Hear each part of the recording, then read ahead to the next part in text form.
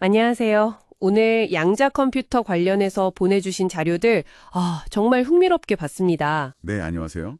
특히 그 2019년에 구글이 발표했던 거 있잖아요. 아, 네네. 시끄러웠죠? 그 이후로 진짜 발전 속도가 엄청나구나, 뭐 그런 걸 다시 느꼈어요. 맞습니다. 그 계기로 관심이 확 커졌죠. 그래서 오늘은 이 자료들을 좀 바탕으로 해서 양자 컴퓨터 이게 도대체 뭐냐? 네. 핵심 원리가 뭐 중첩, 얽힘 이런 거라던데 이게 실제 연산에서는 어떻게 쓰이는지 그렇죠. 그게 핵심이죠. 그리고 뭐 최신 하드웨어 개발은 어떤지, 또 어디에 쓸 수 있는지, 이런 것들 좀 가장 중요한 내용만 뽑아서 함께 이야기 나눠보면 좋겠습니다. 네, 좋습니다. 뭐부터 시작해 볼까요? 아무래도 자료들 보면 역시 큐비트, 이게 핵심이잖아요. 그렇죠. 큐비트 없이는 시작이 안 되죠. 일반 컴퓨터 비트랑 다르게 0과 1 상태를 동시에 갖는다는 중첩.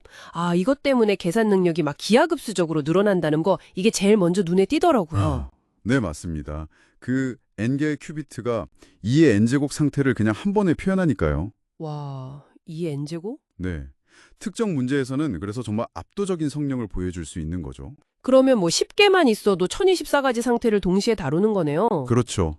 근데 이게 또 보내주신 그 연구 노트에도 지적되어 있었는데 이 중첩 상태가 되게 불안정해요. 불안정하다고요? 네, 외부 노이즈에 극도로 취약해서 결맞음이라고 하죠. 이걸 유지하는 게 지금 기술적으로 가장 큰 허들 중 하나예요. 결맞음. 네, 코이어런스라고 하는데 이 상태가 오래 유지가 돼야 계산이 의미가 있는 거거든요. 그럼 측정을 여러 번 해서 확률적으로 답을 찾는다고 해도 그 전에 상태가 깨져버리면 소용없겠네요. 바로 그겁니다. 뭐랄까, 낚싯대 1000개를 던져도 물고기가 입질하기 전에 다 도망가 버리면 꽝인 거죠. 비유가 확 와닿네요. 그럼 얽힘이라는 거, 이건 좀 다른 건가요? 이것도 자료에서 되게 강조하던데 뭐 유령 같은 원격 작용 이런 표현까지 쓰면서요. 아, 네. 얽힘, 이것도 참 신기한 현상이죠. 이게 그 결맞음 문제의 직접적인 해결책이라기보다는요. 그런 건 아니고요. 네. 그보다는 연산 효율성을 극대화하는 또 다른 중요한 축이라고 보시면 돼요. 연산 효율성? 네. 여러 큐비트가 마치 하나처럼 이렇게 딱 묶여서 상태가 즉시 공유되는 거예요. 즉시요. 아무리 멀리 있어도. 네. 예를 들어서 보내주신 자료 중에 그 신약 개발 시뮬레이션 논문이 있었잖아요. 네, 봤습니다. 거기 보면 분자 안에 전자들이 엄청 복잡하게 상호작용하는데 이걸 계산할 때 얽힘을 쓰면 연산 단계를 확 줄일 수 있다. 뭐 이렇게 나와 있어요. 하나하나 따로 계산하는 게 아니라 묶어서. 그렇죠. 큐비트 하나하나를 개별 제어하는 게 아니라 얽혀있는 그룹을 그냥 통째로 조작하는 거죠. 집 현관에서 버튼 하나로 방불 다 끄는 거랑 좀 비슷하다고 할까요? 오, 그렇군요. 그 2022년 노벨상도 이것 때문이었군요. 네, 맞습니다. 그 얽힘 현상을 실험적으로 증명한 공로죠. 아인슈타인이 이걸 뭐 유령 같다 하면서 좀 믿기 힘들어했지만요. 그럴 만도 하네요. 진짜 상식적으로는 이해하기 어려운. 근데 이렇게 신기하고 또 예민한 큐비트를 실제로 만드는 건 아까 말씀하신 것처럼 정말 어려울 것 같아요. 네, 정말 어렵습니다.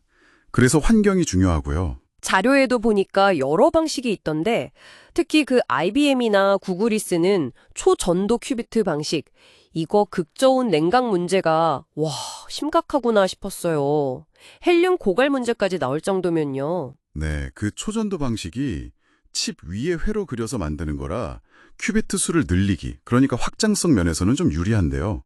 네네. 근데 이게 절대 영도, 그러니까 영하 273도에 가깝게 냉각을 시켜야 하거든요. 그 유지 비용이랑 또 냉각에 쓴 헬륨 자원 문제가 분명한 한계죠. 정말 큰 문제네요. 그럼 다른 방식은 없나요? 왜 없겠어요? 당연히 있죠. 그래서 자료에 나온 것처럼 다른 접근법들도 활발히 연구 중입니다. 예를 들면 원자나 이온 하나하나를 큐베트로 쓰는 거예요. 원자나 이온을요? 네. 레이저 같은 걸로 원자 움직임을 딱 멈춰서 극저온 상태처럼 만들고 제어하는 이온 트랩 방식 같은 거요. 이건 장비는 그냥 상온에 있어도 되고요. 그건 좀 낫네요. 네, 장단점이 있죠. 그리고 그 보내주신 자료에 최은미 교수님 연구처럼 원자 2개 이상이 결합한 분자 자체를 큐비트로 써보려는 시도도 있어요. 분자요? 그건 더 복잡할 것 같은데요? 제어는 더 복잡하죠. 근데 뭐 특정 환경에서는 초전도 큐비트보다 더 안정적일 수 있다는 그런 연구 결과도 있고요. 새로운 가능성이 있는 거죠. 그렇군요. 지금 뭐 1000큐비트급 나왔다고 하고 10,000큐비트 이상으로 막 늘리려고 경쟁한다던데 어떤 방식이 최종 승자가 될지는 진짜 모르겠네요. 네, 아직은 정말 춘추전국 시대 같은 느낌입니다. 하드웨어 경쟁도 정말 치열하네요. 그럼 이렇게 어렵게 개발하는 양자 컴퓨터, 도대체 어디에 쓰려고 이렇게 경쟁하는 걸까요? 역시 가장 큰 건 암호 해독인가요? 보안 관련 보고서 보니까 쇼어 알고리즘 때문에 지금 쓰는 암호 다 깨진다. 그래서 양자 내성 암호 깨리 도입해야 한다. 뭐 이런 얘기가 많더라고요. 네, 그 쇼어 알고리즘으로 인한 기존 공개 키 암호, 그러니까 RSA 같은 거요. 이게 깨질 수 있다는 위협이 가장 직접적이고 좀 시급한 문제입니다. 그렇죠. 인터넷 뱅킹이나 쇼핑 전부 다 이걸로 돌아가는데. 네, 그래서 전 세계적으로 양자 컴퓨터로도 못 푸는 새로운 암호, 즉 양자내성 암호, PQC 표준 만들고 도입하려고 지금 굉장히 활발하게 논의 중이에요. 암호화폐 같은 건 괜찮나요? 현재 쓰는 알고리즘으로는 괜찮다고들 하는데요. 근데 뭐 미래에 또 다른 양자 알고리즘이 나오지 말란 법은 없으니까요. 우려는 계속 있죠. 그렇군요. 역시 보안 문제가 크네요. 네, 근데 암호 해독 말고도요. 자료에서 여러 번 강조된 것처럼 최적화 문제 해결 능력. 이게 어쩌면 양자 컴퓨터의 진짜 잠재력일 수 있어요. 최적화 문제요? 예를 들면 물류 시스템 효율적으로 짜거나 아니면 금융 포트폴리오 설계 같은 거? 바로 그런 겁니다. 신약 개발할 때 후보 물질 찾는 거나 새로운 소재 발견하는 것도 다 최적화 문제거든요. 수많은 변수를 고려해서 최적의 답을 찾아야 하는 문제들이죠. 경우의 수가 너무 많아서 기존 컴퓨터로는 시간이 너무 오래 걸리는 문제들? 네, 그런 문제들에서 양자 컴퓨터가 정말 강력한 성능을 보일 걸로 기대되는 거죠. 예를 들어 복잡한 금융 모델 분석이나 단백질 구조 예측해서 신약 개발하는 거.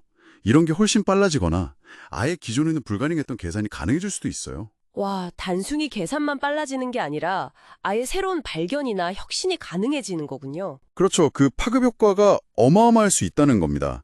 그리고 뭐랄까 예전에 우주 경쟁하면서 GPS나 인터넷 같은 기술들이 파생되어 나왔잖아요. 네, 맞아요. 그것처럼 양자 컴퓨터 개발 과정 자체에서 나오는 뭐 레이저 기술, 냉각 기술, 제어 기술 이런 것들이 발전하는 것도 우리 산업 전반에 큰 영향을 미칠 거고요. 그렇겠네요. 정말 다방면에 영향을 주겠군요. 그럼 오늘 이야기를 좀 정리해보면 보내주신 자료들을 통해 본 양자 컴퓨터는 중첩이랑 얽힘이란 아주 독특한 원리를 써서요. 네. 특정 문제, 특히 최적화나 암호 해독 같은 분야에서 기존 컴퓨터의 한계를 뛰어넘는 그런 혁신적인 성능을 약속하는 기술이다? 맞습니다. 그리고 이걸 만들기 위해서 초전도체, 원자, 이온, 분자까지 다양한 하드웨어 접근법들이 막 경쟁하면서 발전하고 있고요. 네.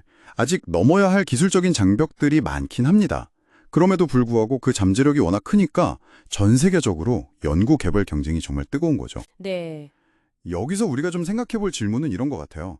자료에서도 살짝 언급됐지만 만약에 특정 국가나 어떤 기업이 압도적인 성능의 양자 컴퓨터를 먼저 딱 개발했다. 양자 우위, 퀀텀 스프리머시 말씀이시죠? 네.